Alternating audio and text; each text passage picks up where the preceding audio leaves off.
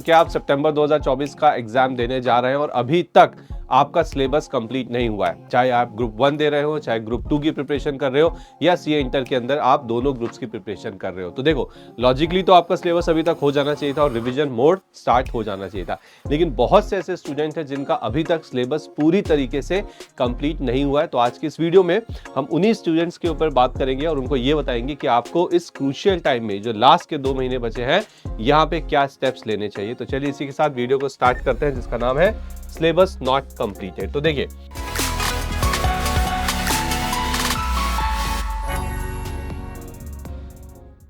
सबसे पहले यहाँ पे स्टूडेंट्स को हमने 3 कैटेगरीज में डिवाइड किया है, ठीक है। जो सबसे पहली कैटेगरी है वो स्टूडेंट्स जिन्होंने 70 से 80% तक का सिलेबस कर लिया है। दूसरी कैटेगरी उन स्टूडेंट्स की है जिन्होंने 50 से 60% यानी कि आधा सिलेबस करीब करीब कर लिया है।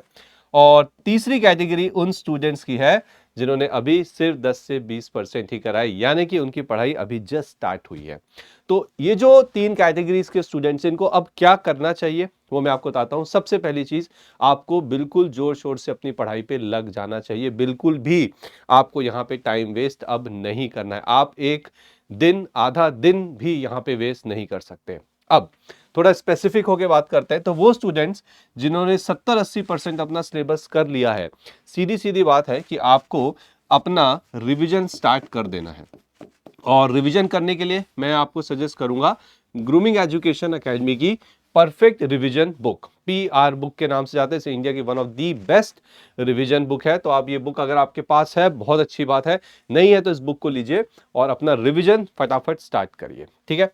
उसके बाद जो दूसरी कैटेगरी है जिसमें 50 to 60% सिलेबस आपका हो चुका है, तो देखो यहाँ पे ऐसा होगा कि कुछ सब्जेक्ट आपके हो चुके होंगे, कुछ सब्जेक्ट आपके थोड़े कम होंगे, तो एवरेज 50 to 60%। तो आप यहाँ पे क्या कर सकते हैं, ग्रूमिंग एजुकेशन एकेडमी का जो बैच 75 है, ठीक है, बैच 75, इसकी खासियत क्या है मैं आपको बताता हूँ। ये उन स्टूडेंट्स के लिए जिनका अभी तक सिलेबस पूरा नहीं हुआ, टाइम कम बचा है, रिवीजन भी करना है, कोर्स भी कंप्लीट करना है। तो अगर वो बैच 75 लेते हैं तो उसके अंदर हर एक सब्जेक्ट का जो सिलेबस है वो 75% तक करा दिया जाता है बहुत अच्छे से, ठीक है। यानी कि अगर आप इसको करते हैं तो 75% यानी कि 75 मार्क्स की कवरेज आप एग्जाम पे आराम से कर सकते हैं, ठीक है। तो इन स्टूडेंट्स को बैच 75 लेना चाहिए और जो सब्जेक्ट इनके अभी नहीं हुए हैं, कम हुए हैं, उसे आप बैच 75 से कर लीजिए। और तीसरी कैटेगरी है वो है हमारे वो स्टूडेंट्स जिन्होंने अभी अभी पढ़ाई स्टार्ट करी है। तो आपके लोग के सीधा एक सिंपल सा सॉल्यूशन है, and that is batch 75 once again. क्यों, मैं आपको बताता हूं। आपके जो सिलेबस है, आपके जो सब्जेक्ट्स है, आप देख सकते हो वो बहुत ही कम हुए हैं, अभी अभी आपने स्टार्ट किया है। तो आपके पास इतना टाइम नहीं है कि आप पूरा का पूरा अपना कोर्स अभी निपटाओ, ठीक है। That's not even possible.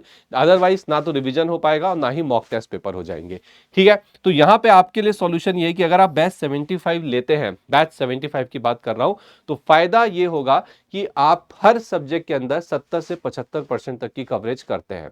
अगर इतना करते हैं और ये करके रिवाइज करके PR बुक से आप एग्जाम में जाते हैं, तो डेफिनेटली आपके पास होने की जो प्रोबेबिलिटी है वो यहाँ पे बहुत ज्यादा इंक्रीज होगी, ठीक है। तो ये जो 3 कैटेगरी है आप देख सकते हैं। इसके बाद ध्यान सुनिएगा, और भी ऐसे स्टूडेंट्स हैं जो सब्जेक्ट वाइज जानना चाहते हैं कि सर हर एक सब्जेक्ट में हमें थोड़ा बता दो स्ट्रैटेजी, तो वो भी मैं आगे अभी डिस्कस करूंगा। तो ध्यान सुनिएगा। तो पहले तो ये जो 3 कैटेगरीज के स्टूडेंट, आई होप इनको क्लियर हो चुका है कि इनको अपनी प्रिपरेशन में अब क्या करना चाहिए। तो चलिए अब बात करते हैं सब्जेक्ट वाइज। तो सबसे पहला जो आपका सब्जेक्ट है वो है एडवांस अकाउंटिंग। तो अब आपको क्या करना है, लास्ट के 2 महीने बचे हैं, ठीक है। तो आपको इसमें मॉड्यूल 3 पूरा कंप्लीट करना है, ठीक है, एंड कंसोलिडेशन करना है और ब्रांच अकाउंटिंग। ये 3 जो टॉपिक्स मैंने आपको बताया, कुछ भी हो जाए ये आपके डेफिनेटली होने ही चाहिए। मतलब समझ लीजिए 60 से 70% तक की कवरेज आपकी यहाँ हो जाती है।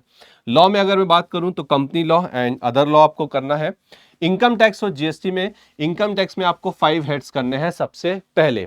मान लीजिए आपके 5 हेड्स थोड़ा सा जल्दी हो जाते हैं, तो आप ऐसा कर सकते हैं कि इसके बाद TDS TCS वाला चैप्टर कर लीजिए, ठीक है, और जो रिटर्न फाइलिंग वाला चैप्टर है, ठीक है, उसको एक बार देख लीजिएगा।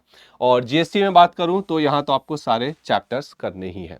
कॉस्टिंग पे आ जाते हैं ना। कॉस्टिंग में आपको material, labour, overheads, ABC, standard margin और बजटिंग, ये जो 7 चैप्टर मैंने आपके सामने रखे हैं, ये 100% आपको करके जाने। और जब ये चैप्टर हो जाते हैं उसके बाद आप कॉस्ट शीट जैसे हो गया, प्रोसेस कॉस्टिंग हो गया, उन चैप्टर्स को भी उठा सकते हो। बात करते हैं आपके ग्रुप 2 के 5वें, यानी कि ग्रुप 2 का जो दूसरा सब्जेक्ट है, यानी कि 5वें नंबर का सब्जेक्ट ऑडिट। यहाँ पे आपको ये जो कुछ चैप्टर्स के नाम है, चैप्टर 1 2 3 4 5 6, ये चैप्टर सबसे पहले करने। तो अगर आपने बिल्कुल भी ऑडिट नहीं पढ़ा है तो ये चैप्टर्स आप कर लीजिए, अच्छे से कर लीजिए, बहुत आराम से हो जाएगा। बैच 75 से करते हैं तो आपको और ज्यादा यहाँ पे बेनिफिट होगा। उसके बाद जो लास्ट सब्जेक्ट है हमारा ग्रुप 2 का और सीए इंटर का भी, that is financial management, FM और आपका स्ट्रेटेजिक मैनेजमेंट। एसएम में अगर मैं बोलूं तो 5 चैप्टर हैं, पहले 3 चैप्टर कर लेना, फर्स्ट 3 चैप्टर्स लेकिन बहुत अच्छे से करना, पूरे कॉन्सेप्ट देखना, थ्योरी अच्छे से पढ़ना, क्वेश्चन आंसर्स भी देना और टेस्ट भी आपको जरूर देना है।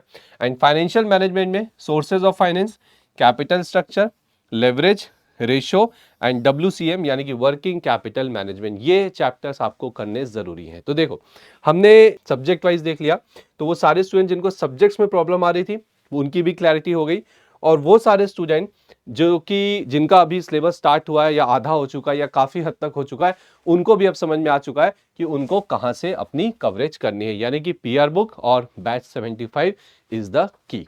ओके, सो आई होप आज की वीडियो में जो पॉइंट्स आपको बताए वो समझ में आए होंगे, और अब आप अपने बचे हुए जो 2 महीने का समय है इसको सही तरीके से इस्तेमाल करेंगे और अपने एग्जाम में अच्छे मार्क्स से पास होंगे। Thank you very much.